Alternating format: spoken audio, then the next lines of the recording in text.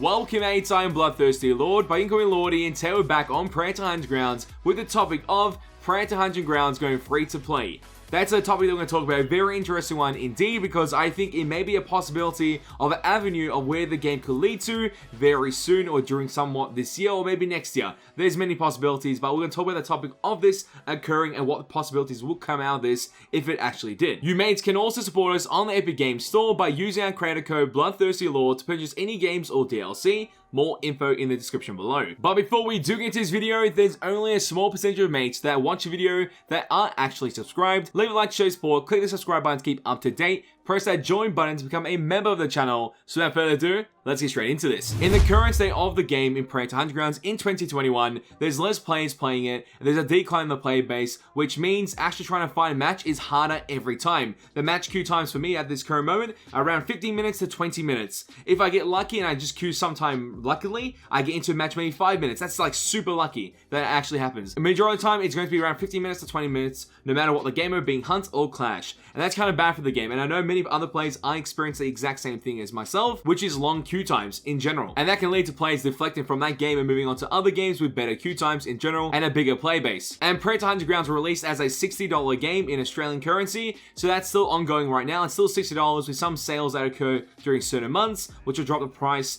of that game to like half price. So it's around $30 to buy the game and be able to play the game and experience that feeling of a Praetor attacking you, or you playing as Praetor attacking a fire team, to experience that vibe of what the first Praetor movie was based on within a game. And that's an interesting mechanic, because that's something that everyone wants to experience within the gaming world, being able to revisit that aspect of Praetor 1 within a game and be able to see what that feels like. And having that ability to do so as a free-to-play game is a good choice, because right now, the game's at $60, the DLC, the 6 DLC characters we currently have, not including Isabel, which is the next DLC character, that all comes to $57 with all the DLC characters. So Phonic has made sure they want to add more DLC characters in the future, with just character models or classes that you can use within the game. If they end up being similar pricing, obviously it'll exceed that $60 amount for the purchase price. So if the game was to go free to play, and the audience actually enjoyed the game for what it is, the gameplay experiences, the vibe, and they wanted to try out a certain class, like the City Hunter Predator class, the Samurai Predator, the Viking Predator, the Dutch class within the fire team, one of the other classes. There's obviously 2 variants of that class,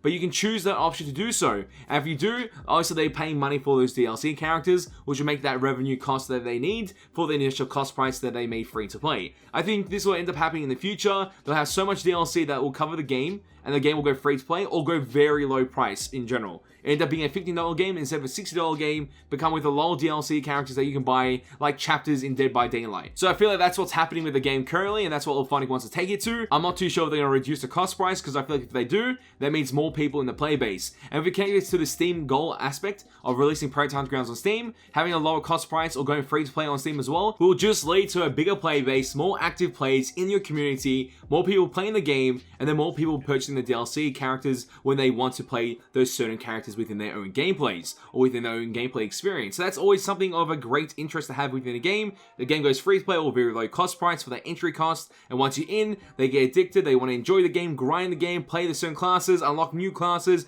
get the DLC components. It's a fun mechanic. And on the other hand, if they want to continue with the price of $60 on the Epic Games Store and PlayStation, there's obviously another option, which is to make the game free for a limited time on Epic Games Client. Many games have done this in the past, and it's worked out really darn well. And a game that comes into mind is Star Wars Battlefront 2 by EA. They made it free to obtain on the Epic Games Client for a limited time, and many people did actually download the game and start playing it again, alongside new players joining the experience. And that's a very great mechanic. They had around, I think, 19 million players download the game on the Epic Games Client. So the Epic Games Client does have reach, it does have an audience, but obviously having Steam and also other platforms go free to obtain for a limited time means you're just making sure that you have a huge audience for the game overall. And that is great for the longevity of this game, because that'll lead to queue times being obviously very low, which means you'll be in the action as soon as possible. But in the same case, Battlefront 2, that was like the Celebration Edition, which like came with all the DLC, and sadly I already purchased this back on the Origin client, on the Steam client. One of them, I can't remember which one it was. And usually the people that originally purchased the game initially, they get kind of tilted by that, so it's bound to happen, but at least we have a whole bunch of new audiences coming in, new players coming in, and to compensate for the people that purchased the game initially, they may give them certain currency or give them a certain trophy in the game to utilize, and that will most likely suffice